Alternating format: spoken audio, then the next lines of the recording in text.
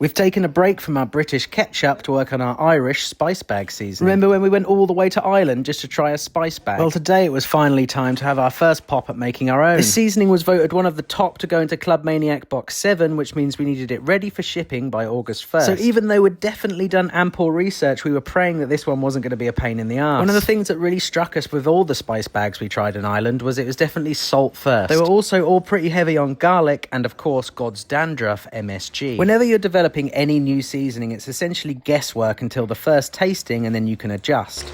Too much garlic.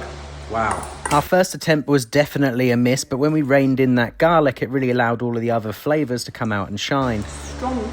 That's what we want. I mean, it tastes really good. I don't know if it has enough of its own flavour. By this, Jen meant a hero flavour, something that's going to really make the seasoning stand out, and I agreed, so we made one final tweak.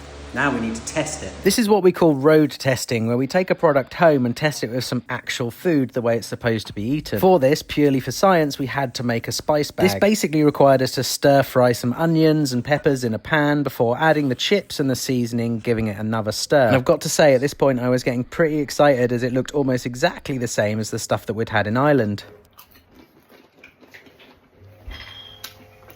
That's it.